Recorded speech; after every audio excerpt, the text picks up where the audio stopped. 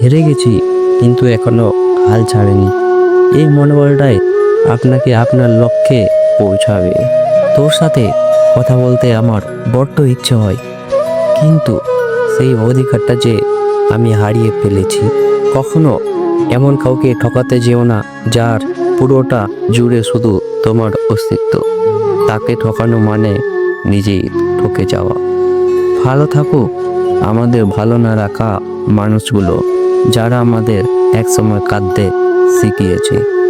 এমন হাজারো রিলেশন আছে যাদের দূরত্ব অনেক বেশি, দেখা হয় না তবু ভালোবাসার টানটা অনেক বেশি। স্বপ্নটাকে যে যত কাছে পেতে চায়, দিন শেষে তার থেকে আরো বেশি দূরে চলে যায়।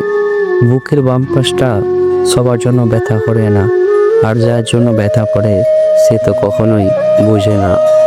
তখনই খুব কষ্ট হয় যখন প্রিয়জনের কাছে সময় চেয়ে নিয়ে কথা বলতে হয়। জীবনটা কেমন জানি ঘড়ির কাঁটার মতো হয়ে গেছে, কে প্রয়োজন ছাড়া তাকায় না। মানুষ বড়ই অদ্ভুত। ভালোবাসি এই কথাটি সবাই বলতে পারে, শুধু বাড়ি না সেই ভালোবাসার মূল্যটা দিতে।